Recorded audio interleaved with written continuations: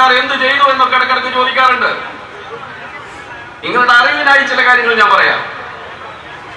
1032 കുടുംബങ്ങൾക്ക് മുഖ്യമന്ത്രിയുടെ ദുരിതാശ്വാസ ഫണ്ടിൽ നിന്ന് CMDRF chief ministers distress relief ഫണ്ടിൽ നിന്ന് 5000 രൂപ, ഒരാൾക്ക് 5000 രൂപ വീതം അടിയന്തര ധനസഹായം കൊടുത്തു.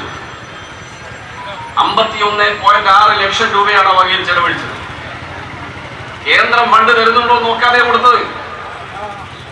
സ്റ്റേറ്റ് ഡിസ്ട്രസ് റിലീഫ് ഫണ്ടിൽ നിന്ന്, സംസ്ഥാന ദുരന്ത നിവാരണ ഫണ്ടിൽ നിന്ന് 5000 രൂപ വീതം വീണ്ടും കൊടുത്തു. 51.6 ലക്ഷം വീണ്ടും കൊടുത്തു. 2,1032 കുടുംബങ്ങൾക്ക് 1,03 ലക്ഷം രൂപയാണ് സംസ്ഥാന സർക്കാർ ധനസഹായമായി നൽകിയത്. ജീവനോപാധികൾ നഷ്ടപ്പെട്ടവർ, വാഹനങ്ങൾ നഷ്ടപ്പെട്ടു, ഓട്ടോറിക്ഷ ഓടിക്കുന്നവരുടെ വാഹനങ്ങൾ നഷ്ടപ്പെട്ടു, കൃഷി ഉപകരണങ്ങൾ നഷ്ടപ്പെട്ടു, കച്ചവട സ്ഥാപനങ്ങൾ നഷ്ടപ്പെട്ടവർക്ക് ധനസഹായം കൊടുത്തു. ഓരോ കുടുംബത്തിന് നോക്കി.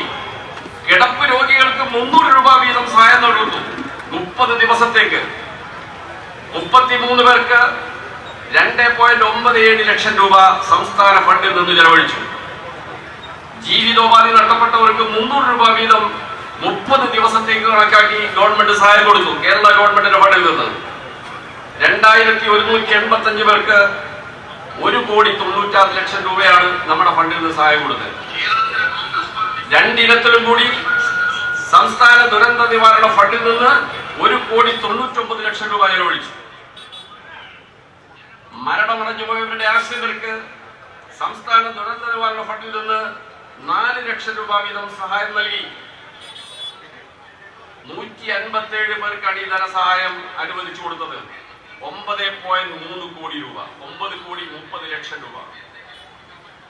ഒരാഴ്ചയിൽ താഴെ ആശുപത്രിയിൽ കഴിഞ്ഞവർക്ക് 5,400 രൂപ വീതമാണ് ധനസഹായം അനുവദിച്ചു കൊടുത്തത് സംസ്ഥാന ദുരന്ത നിവാരണ ഫണ്ടിൽ നിന്ന്.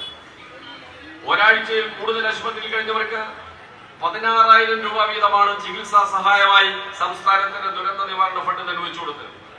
26 പേർക്ക് 4,16,000 രൂപയാണ് ഈ വകയിൽ സംസ്ഥാന ഫണ്ടിൽ ചെലവഴിച്ചത്.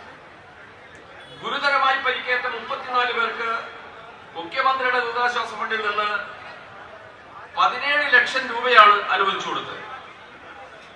ഇതിന്റെ പുറമെ ആ പ്രദേശത്ത് പുതിയ വീടുകൾ നിർമ്മിച്ച് അവരെ പുനരധിവസിപ്പിക്കുന്നതിനുള്ള മറ്റു കാര്യങ്ങൾ വരികയാണ്. മൃതശരീരം സംസ്കരിക്കുന്നതിന് വേണ്ടി ആശ്രിതർക്ക് 17 പേരുടെ ആശ്രിതർക്കാണ് 10,000 രൂപ വീതം നൽകേണ്ടി വന്നത്. ദുരിതബാധിതരെല്ലാം താൽക്കാലിക താമസത്തിന് താമസ സൗകര്യം വാടകയ്ക്കെടുക്കാൻ ഗവൺമെന്റ് നിർദ്ദേശിച്ചു. അതനുസരിച്ച് 813 കുടുംബങ്ങൾക്ക് 28,70,500 രൂപ ഇതിനകം വാടക ഇനത്തിൽ കൊടുത്തിട്ടുണ്ട്. ഇനിയും കുറച്ചു കാലം കൂടി കൊടുക്കേണ്ടി വരും അവരുടെ പുനരധിവാസം പൂർണ്ണമാകുന്നത് വരെ. സെപ്റ്റംബർ മാസത്തിൽ 807 കുടുംബങ്ങൾക്കാണ് ഈ സഹായം നൽകിയത്, 48 ലക്ഷം രൂപ. ഒക്ടോബർ മാസത്തിൽ 773 കുടുംബങ്ങൾക്ക് 46,19,000 രൂപ സഹായധനമായി നൽകേണ്ടി വന്നു. ഇതൊക്കെ സംസ്ഥാനം കേന്ദ്രം എന്ത് തരുന്നു എന്ന് നോക്കാതെ തന്നെ നൽകിക്കൊണ്ടിരിക്കുക.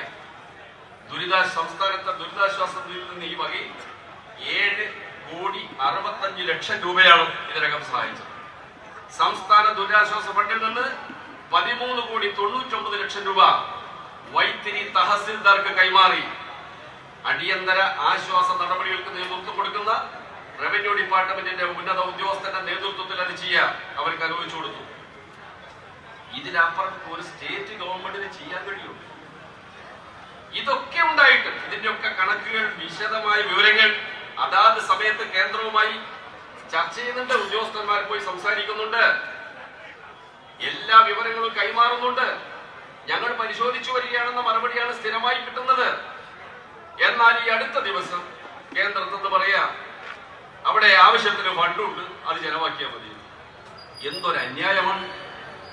മുണ്ടക്കൈ ദുരന്തം ഉണ്ടായാലും ഇല്ലെങ്കിലും സംസ്ഥാനത്തിന്റെ ദുരിതാശ്വാസ നിധിയിലേക്ക് കേന്ദ്രം തരേണ്ട ഫണ്ട് അത് കണക്ക് വെച്ചുകൊണ്ട് നിങ്ങൾ പുതിയ ഫണ്ട് ആവശ്യപ്പെടേണ്ട എന്ന് പറഞ്ഞാൽ എന്ത് ന്യായം? ആ ഫണ്ട് സംസ്ഥാനം നേരിടുന്ന പ്രശ്നങ്ങൾക്ക് മുൻകരുതൽ എടുക്കാൻ വേണ്ടി ഉപയോഗിക്കേണ്ട പണമാണ്. അത് മാനദണ്ഡ പ്രകാരം മാത്രമേ ചെലവഴിക്കാൻ പറ്റൂ. എന്നിട്ടും അതിൽ നിന്ന് എടുത്തിട്ടാണ് കുറെ കാര്യങ്ങൾ ചെയ്തത്. മുഖ്യമന്ത്രിയുടെ ഫണ്ടിലേക്ക് വന്ന സംഭാവനകൾ അത് സ്വരൂപിച്ചു വരുന്നുണ്ട്, പൂർണ്ണമായും കിട്ടിക്കഴിഞ്ഞിട്ടില്ല. അത് വീട് നിർമ്മാണത്തിനും ഉപജീവന ഉപാധികൾ തയ്യാറാക്കുന്നതിനും വേണ്ടി വലിയ തുക ആവശ്യമാണ്. അതിനുവേണ്ടി കരുതുകയാണ്. എന്നാൽ കേന്ദ്ര ഗവൺമെന്റ്, കേന്ദ്രത്തിന് അറിയില്ലേ ഇത്തരം കാര്യങ്ങൾ ചെയ്യാൻ കുറച്ച് പണം ഒരു സംസ്ഥാനത്തിന് വേണ്ടി വരും, ഇതൊരു അടിയന്തര പ്രശ്നമാണ്, യാദൃശ്ചികമായി ഉണ്ടായതാണ് എന്ന നിലയിൽ കണക്കാക്കട്ടെ. അങ്ങനെ ഒരു ചിന്തയെ കേന്ദ്ര ഗവൺമെന്റ്, ഇത് കേരളത്തോട് കാണിക്കുന്ന ക്രൂരമായ അവഗണനയാണ്. കേരളം എന്ന സംസ്ഥാനം ഇന്ത്യൻ യൂണിയനിലെ ഒരു സംസ്ഥാനമായി പോലും ഇവർ കണക്കാക്കുന്നില്ല. ഇതിനെ നമുക്ക് അംഗീകരിച്ചു കൊടുക്കാൻ പറ്റുമോ? സർവശക്തി ഉപയോഗിച്ച് ജനങ്ങളാകെ ഒറ്റക്കെട്ടായി നിന്ന് കേന്ദ്രത്തിനെതിരായി സമരം ചെയ്യേണ്ട വിഷയമാണിത്.